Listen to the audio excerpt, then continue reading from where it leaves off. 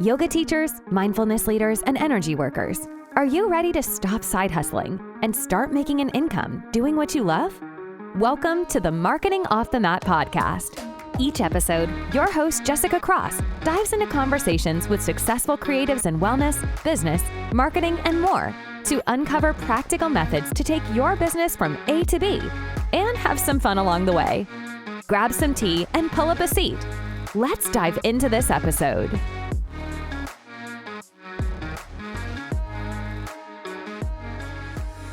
Welcome back to the show. It's Marketing Off the Mat. I'm so glad that you're here because we're talking about a very important topic when it comes to running a yoga business. We're talking about how to not get sued and all the legal essentials that we need as we navigate the yoga world as professionals. And today we're joined by the incredible Cory Sterling. And today's talk includes covering all the major potential legal pitfalls that yoga professionals encounter. And one of those that we talk about deeply is non-competes. At the time of recording, I want to update you that it had not yet been announced that the Federal Trade Commission in the US, that's the FTC, has proposed a rule that would impose a nationwide ban on almost all non-compete agreements between employers and workers. For yoga professionals, this could mean that we would be free of all non-compete obligations that limit job opportunities after departure from a current position. So, and at the time that we're launching this, the FTC has given a little bit more time for the comment period for the public to give their feedback on this proposed rule to ban non-competes. So basically stay tuned. Here in the US, there might be some changes coming our way. So if you're a member of the Yoga Alliance, they are sending out regular updates. If that's something of interest to you, make sure that you're on their email list. And this is not a Yoga Alliance plug. They're just sharing that information freely with us. And to that point and gaining more clarity and understanding in our legal lives, I'm so glad that we have Cory Sterling on the show today because this chat is the best. So let me tell you a little bit more about Cory. Cory is an attorney and the founder of Conscious Counsel, a health and fitness law firm, which won the Legal Elite 2021 award for most innovative fitness and wellness law firm and the most innovative legal document drafting and IP firm. Cory has nearly 10 years experience in the legal and fitness industries, and he has assisted hundreds of entrepreneurs in drafting service agreements, privacy policies, independent contractor agreements, terms and conditions, disclaimers, and much more. Cory is also a group fitness instructor, yoga teacher, and the author of the Yoga Law Book, which outlines basic law practices for yoga professionals and business owners. He is a resource, my friends, and he is funny. So this is a great chat. So pull up a seat and let's dive in. Hey, Cory, how are you? Jessica, I'm amazing. I'm so excited that we're doing this, and I'm so happy to be chatting with you. Oh, likewise. I'm just so glad that you said yes and that we're getting to have this conversation. I know it's going to be a good one. I did say yes. Yeah, it's sort of like those things. It's like, she said yes. In this case, it was like, he said yes. But you, so yeah, it was a very easy yes, Jessica. Likewise. So we got to hear a little bit about you in your introduction, but we would love it if you shared a little bit more about yourself, about your yoga journey, and how it brought you to today. Wow, my yoga journey. It's now we're in 2023, so I guess with each passing year, it becomes 1 year longer, and I think my yoga journey has definitely changed a lot. Throughout a lot of years. It started when I was in law school. I was pretty stressed out with work, and one of my friends brought me to a hot yoga class. So yes, I'm one of those who started in hot yoga, and me too. Yeah, and I love it. And it's still, for me, it's like it's the OG. And whenever I need it, I go back to it with so much gratitude and love and enjoyment and pleasure and peace. And the first thing that I noticed when I started doing hot yoga was like, whoa, there's 90 minutes during the day where I don't talk. And that was awesome. It really sort of put me on a bit of a path. And then I started going to different yoga festivals. I started a yoga festival, which ran for 3 years, called Muskoka Yoga Festival. Then at some point during that journey, I went to India. I lived in an ashram. I did a yoga teacher training. I taught at some festivals around the world. And now my practice is more, I'd say it's more mindful asanas, but a lot of meditation. I've really built a strong meditation practice for me, and obviously working with so many yoga professionals. I'd say like the biggest part of yoga right now in my life, other than meditation, is every day I'm talking to yoga teachers and yoga studio owners and helping them navigate legal issues. So when I went into that first class, I never would have imagined that I would be here, and it's a pretty unique path, but I love it and I'm very proud of it. Yeah, I love that story. First of all, it's so interesting, and I don't talk to actually, I'll just say I don't talk to enough attorneys that have yoga in their life. So that's pretty dang cool. Yeah, it's cool. I wrote a book called The Yoga Law Book in 2018 or 2019. Now I have no idea now what year it was because they all sort of just blend together. But it's been interesting, and the thing that I'm most grateful for is that I get to work with awesome people. My legal career, my career as a lawyer started out working in a big firm, wearing a suit, blah, blah, blah, being unhappy, FaceTime at the office, all the things. And I remember when I started my practice 6 years ago, I said, the most important thing is that I want to work with awesome people. And I would say without any fear of making a generalized statement, I think most of the people who work in yoga and make yoga a career or a profession are really wonderful and live the principles themselves. And that's who I want to surround myself with. Yes, it is a worthy endeavor to support yoga teachers and wellness entrepreneurs. So we're so glad that we have you and your incredible knowledge and really unique wisdom coming from both the side of yoga and law. It's pretty fascinating. Yeah, it's a fascinating combination, as you alluded to, and I think what's most fun about it is like I never thought that it would catch the way that it would, and it wasn't the intention when I started. When I started all of this, I was again working at a firm, but going to different yoga studios of my friends, and then just seeing that all of these awesome yoga teachers and all of these heart-leading business owners didn't understand anything about the law, and there was no one who was taking a stand to explain anything for them. So yeah, it feels like I have a mission and I'm working towards it, and it's very fulfilling. And the fact that I get to help people and share unique perspectives and insights along the way just makes everything better. That's so good. And it's actually a perfect segue because, I think you nailed it. It's when it comes to law and lots of like day-to-day operational aspects of business and specifically a yoga business, I feel like there is a bit of a disconnect, and it becomes really challenging for our I think of yoga teachers as artists. They're coming from the artistry side of things. They're creatively putting together their classes. They're cultivating relationships through communication with their students, and then we need to also throw in finance, legal concerns, all the wonderful things that take to run a business. And I'm so glad that we have you to ask this question. So if you had to distill it down into one issue, what would you consider to be the main potential legal pitfall for yoga professionals these days? It's being able to answer one is difficult, but I'll just go with it. And I'd say a lack of customized, specific, industry specific written and signed agreements. That's really what it is, because you're absolutely correct in the sense that when in a lot of ways yoga professionals are artists, and a lot of them may not have, it's not like they're serial entrepreneurs who also are doing yoga. They're amazing yoga teachers who want to build communities and help people connect to their bodies and connect to their breath and be in peace and live life in a more mindful way.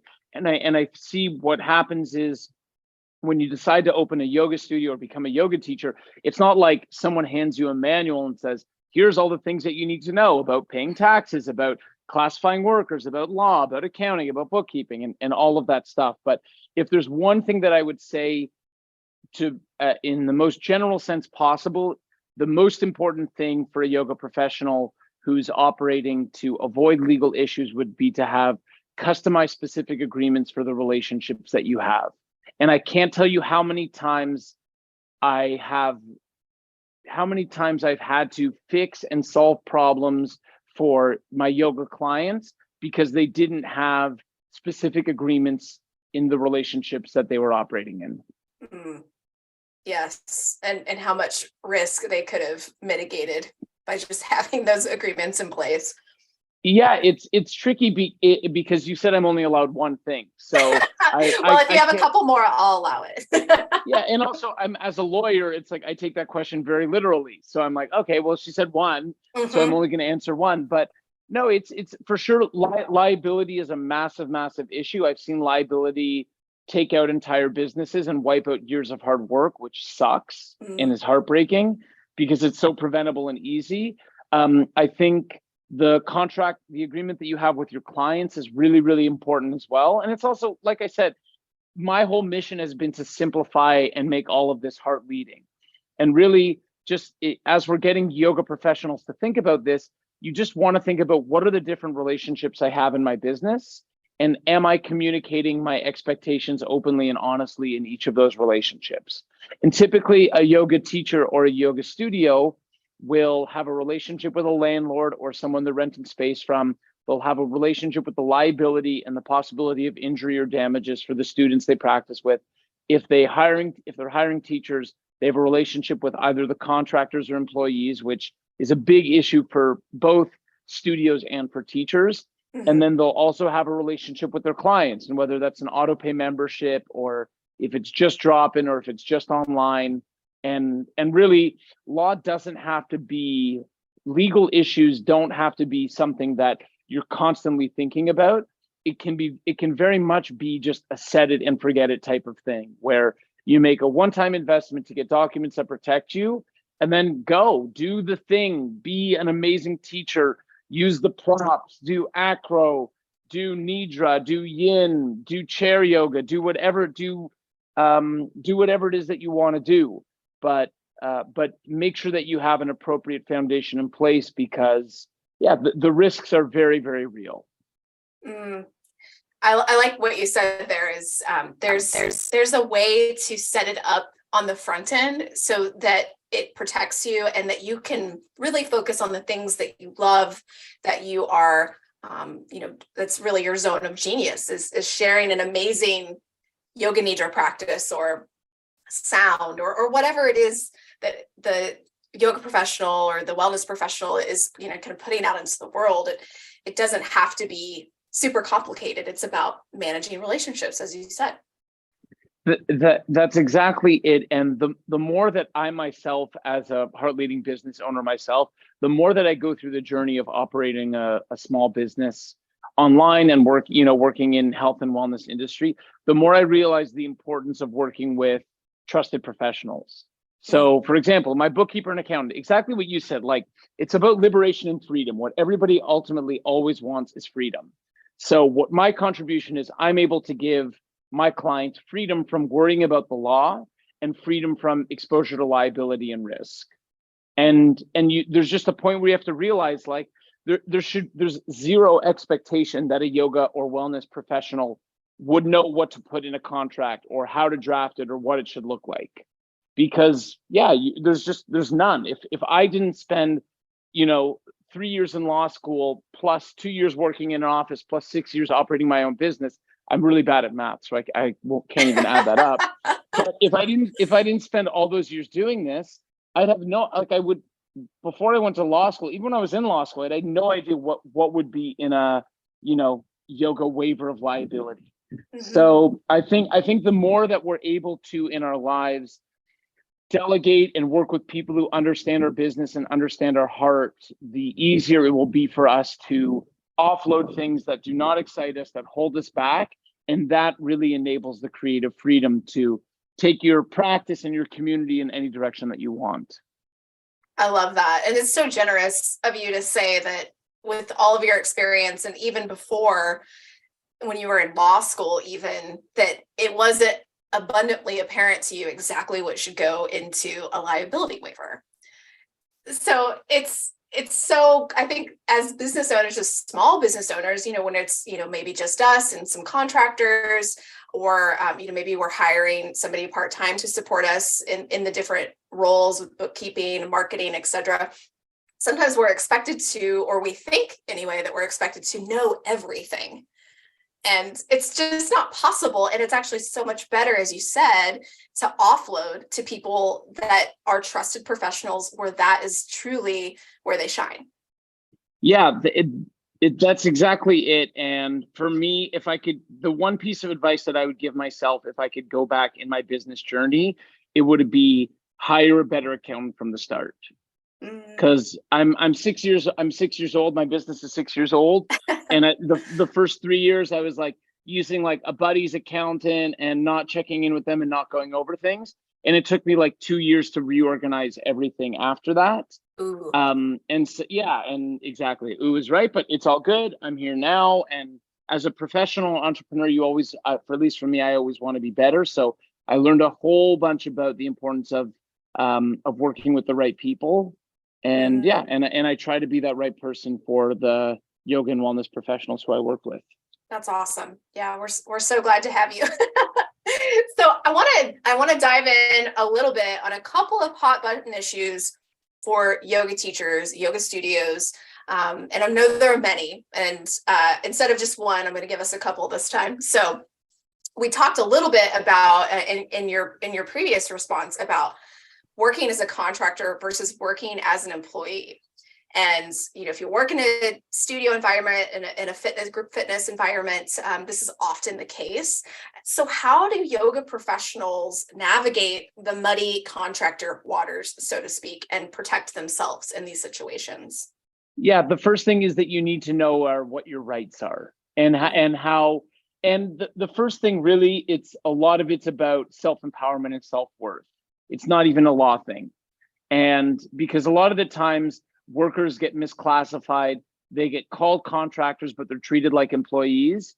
And it's just really important to know that you're allowed to stand up for yourself. Sometimes that might mean like, okay, I work at a studio and I know that they've misclassified and aren't treating me properly, but I know my legal rights and I know that maybe I'm being taken advantage of.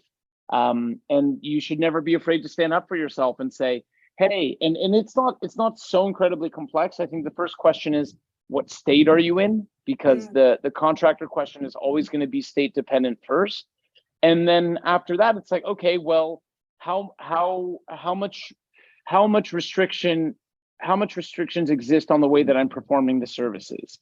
If they are giving me a schedule, if they're paying me without me invoicing, if they're controlling the way that I perform the services, all of those are indications that they're treating you like an employee and not like a contractor.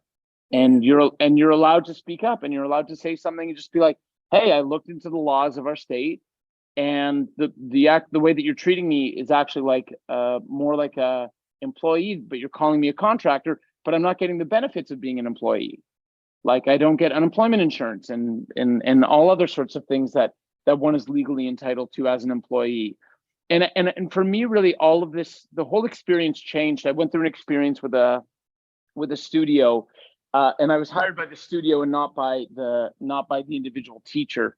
But the whole issue was about wrongful termination and what constituted just cause for termination of a contract. And I don't even need to get into the specifics about what happened around that. But what my message is for anyone who's a contractor who feels like they're being treated like an employee is like, as an employee, you have way more rights as a worker. There may be as an employee legally, you have more rights. There are more restrictions as well, in the sense that, they can tell you, hey, you have to wash the mats and you have to show up 15 minutes early and you have to stay 15 minutes later and you have to teach things this way. But like, okay, cool. The trade-off for that is I have the security to know that if I'm let go, that I have certain legal recourse or I'm entitled to certain, statutory benefits or whatever that is. Whereas where you're a contractor, it's more like you're on an island on your own. You're responsible for paying all of your taxes. And if they decide to cut you, they can just cut you, no issue, no problem, you're gone. And so I think awareness and education about how how you're being treated and how you're really classified are really important to me. Mm. And I love how you led with the, knowing your own value, like, and your own worth when you're showing up in these relationships, and having, like, moving from that place, having those tough conversations when you realize, things are misclassified, or, have kind of shifted and changed over years, as they sometimes do.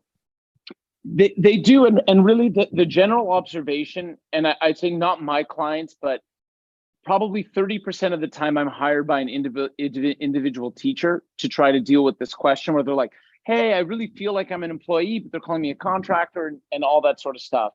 And I see a lot of studios that are bullies. I see a lot of studios not doing things correctly, and a lot of studios that are, more than anything else, I don't know if it's their intention to take advantage, but they're definitely taking advantage. Like, I don't think they stay up at night and they're like, yeah, let's really treat them this way. Like, I think in the same way how teachers may be ignorant about it, I think that some studio owners just don't have the legal background to understand. And they're like, oh, in this industry, we call everyone a contractor, so we'll just call this person a contractor. But firstly, as a studio, your exposure to risk is enormous when you do that. Just for tax purposes and misclassification penalties and interest fees and all of that. But yeah, it's like, no, in a lot of ways, no one stands up for the teacher. And it's so hard if you're at a studio and you're sort of the only one who is willing to stand up, and all the other teachers are like, whatever, they can do whatever they want, I don't care.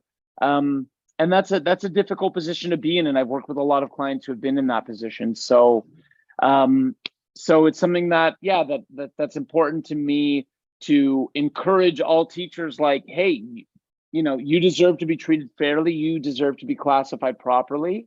And don't let a studio bully you around or try to tell you that things are a certain way if they aren't. And then it's difficult, because look, my job as a lawyer is not to be a cheerleader and, rah and inspire all of the different teachers around to stand up for themselves. But if anyone's listening and you've got a question or you're unsure, write me an email. I'm happy to hop on a free call with you and chat about the situation, because all workers deserve the respect and the classification and the benefits of the relationships they have.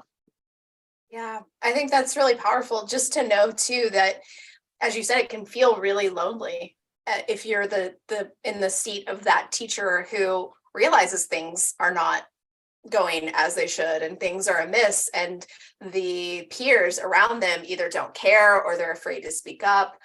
Just to know that you have somebody who really gets it, not just an attorney, not just another yoga teacher, somebody who has been in both seats, I think is really powerful. So yeah, we'll be sure to share your contact info in the show notes in case someone would like to reach out.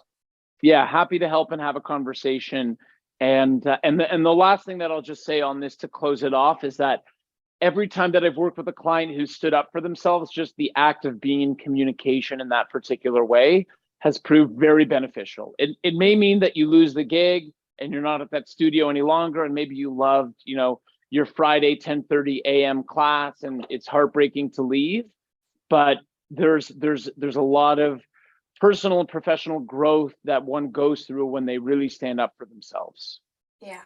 I like that capstone. Sometimes the things that are difficult are the ones where we find the most growth. And exactly. Letting go some of those really like trusted and loved classes or that schedule or studio can be really tough. But who knows what awaits on the other side when you create the space. Exactly. Yeah.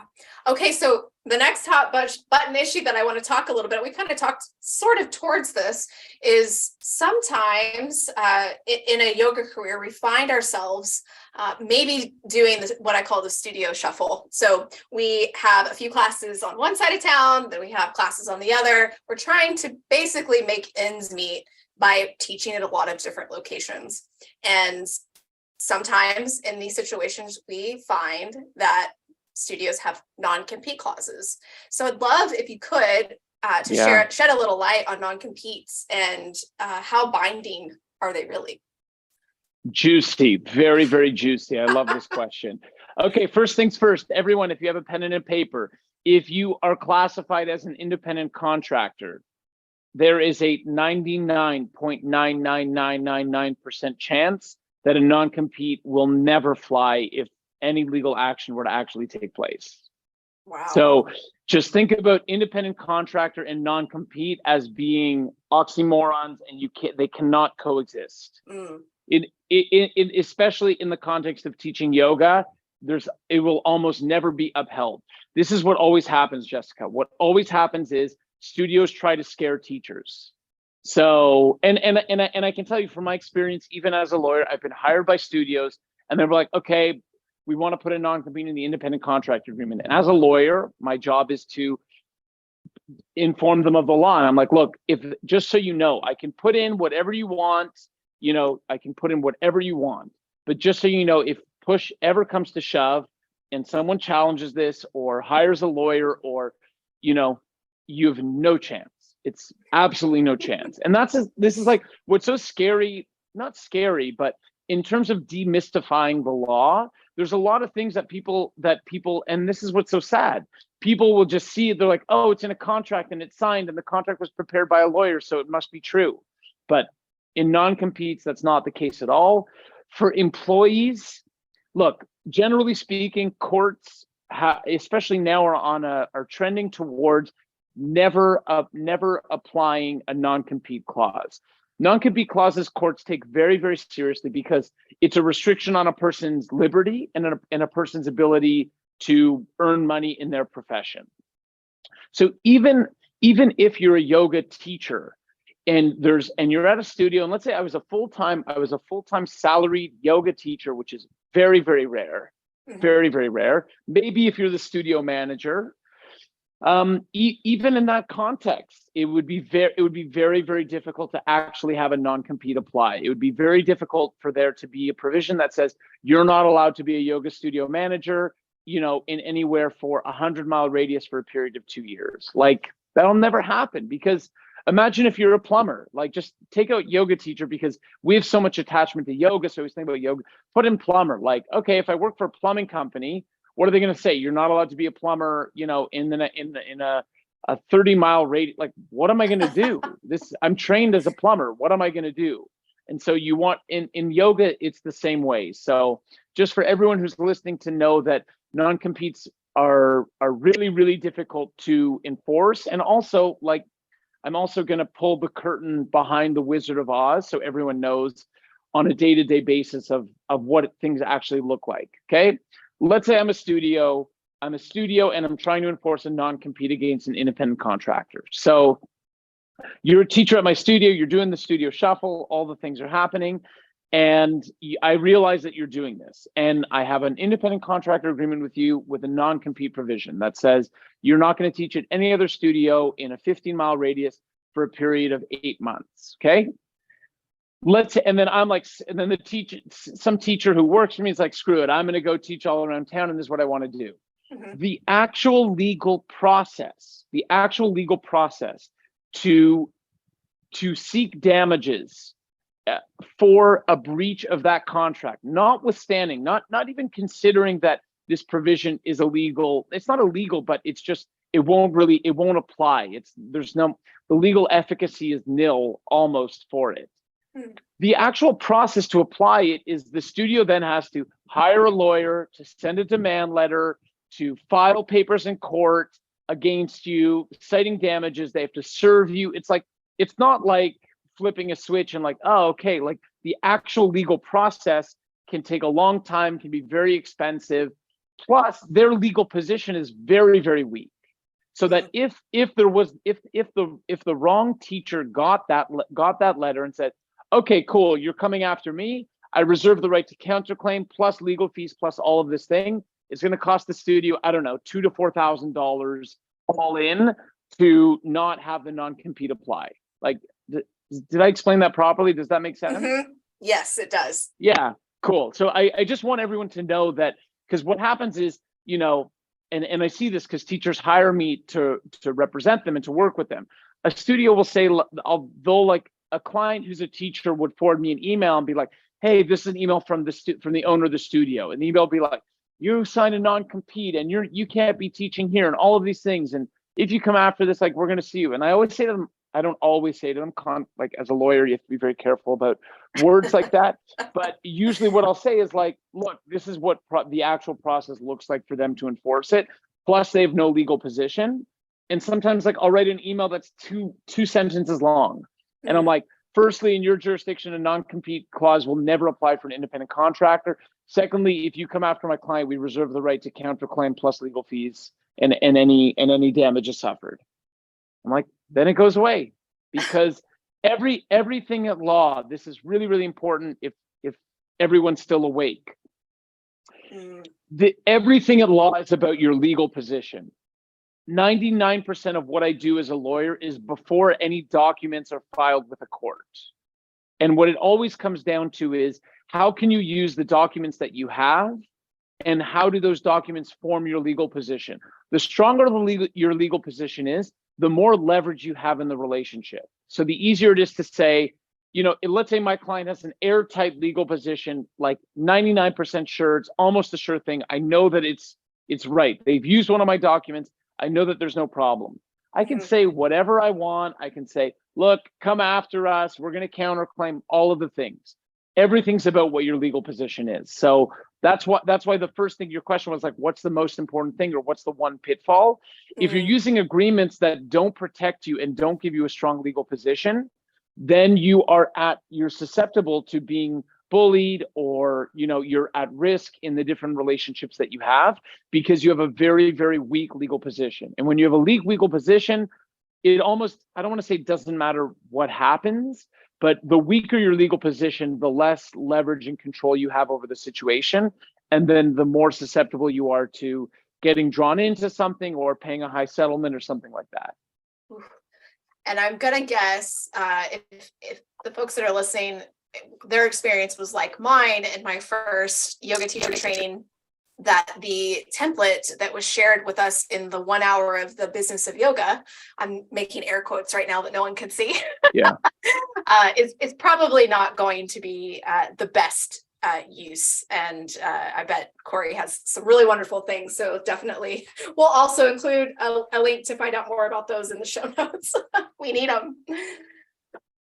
Yeah, that whole one, it's amazing, even just for entrepreneurs. And what's cool is I actually see an upward trend of a lot of yoga teacher trainings reaching out for me to record evergreen chapters for their evergreen courses for their teacher trainings, because even like we mentioned, like, what they're teaching you is yoga, but a lot of these yoga teachers are then going out and becoming entrepreneurs. So it's important to understand things about accounting and bookkeeping and law and marketing, all of the important things of how to be a well-rounded yoga professional, and not like, oh, these are the asanas, this is how you teach pigeon or something like that. Yes.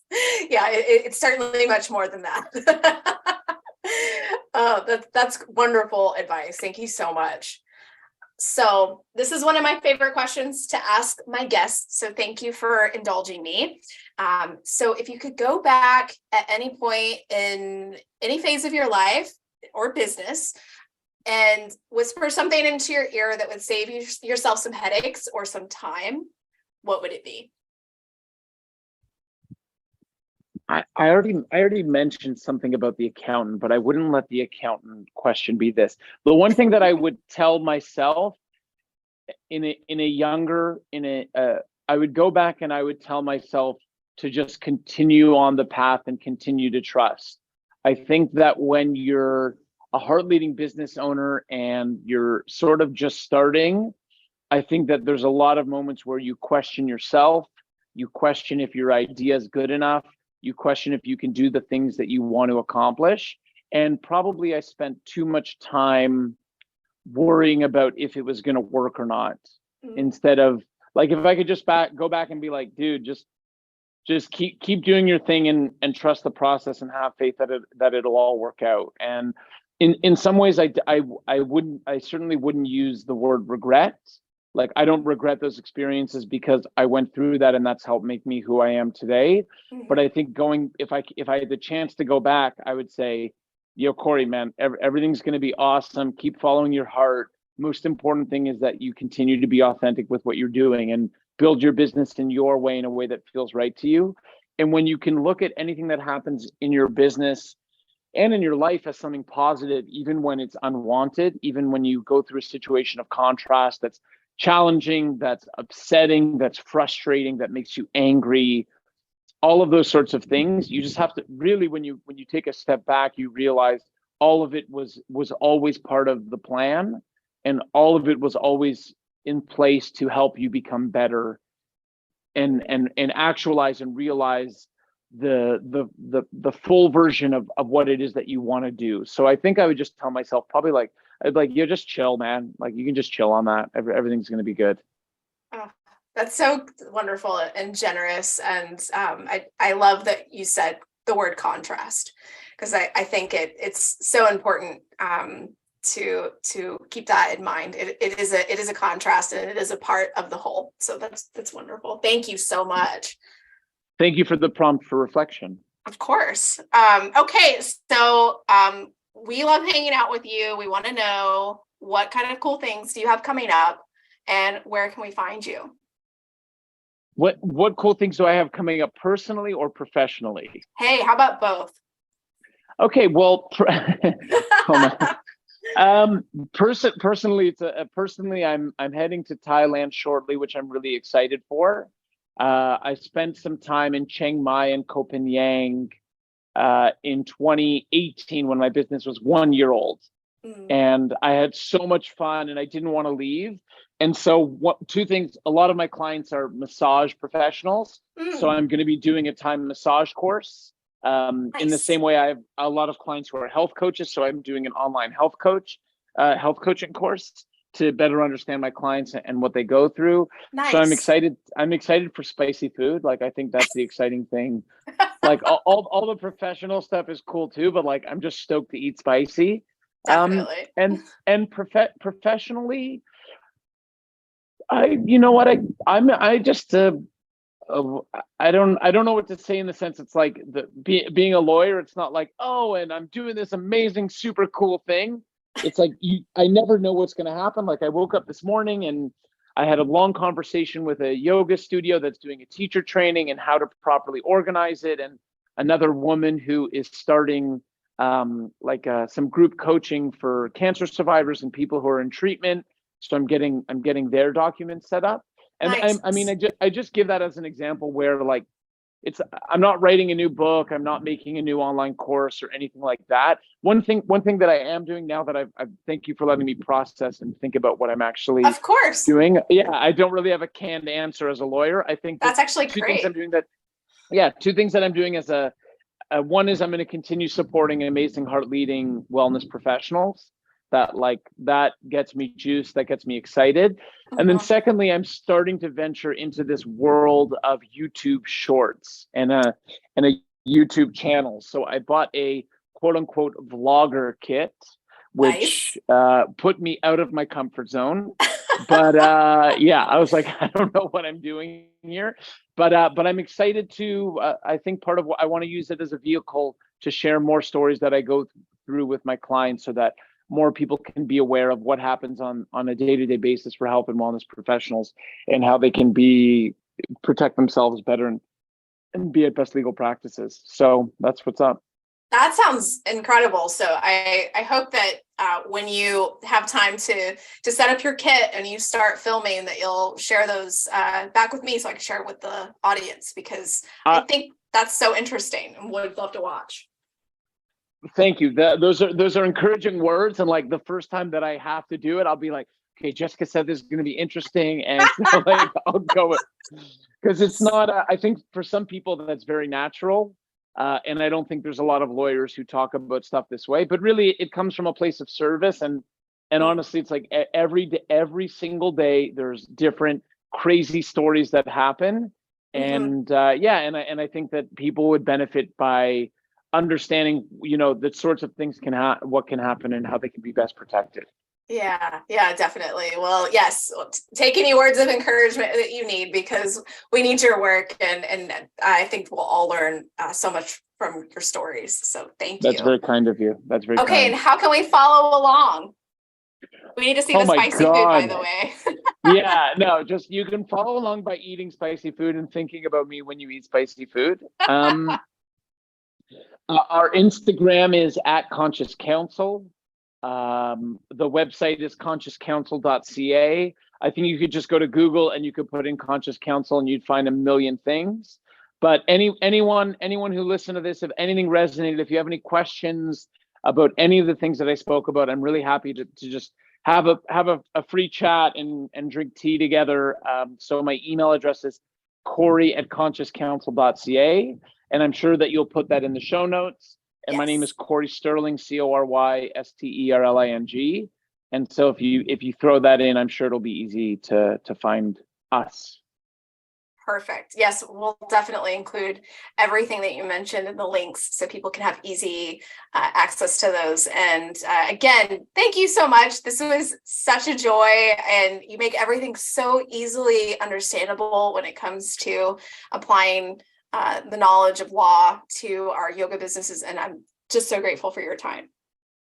Thank you very much, Jessica. I acknowledge you for being very prepared and asking awesome questions. And it's easy to share information with someone who's able to direct a conversation in the right direction, and also who has their heart in the right place. So I feel that with you, and thank you for the opportunity to share information and be of service. Oh, that's so kind. It's absolutely my pleasure. Thanks again. Ciao. Thanks for listening to the Marketing Off the Mat podcast, and give yourself some gratitude for taking action in your wellness business journey. Please share this episode with someone you know who could use a fresh dose of inspiration. And we'd be thrilled if you would rate, review, and subscribe to Marketing Off the Mat on Spotify, Apple Podcasts, or wherever you get your podcasts.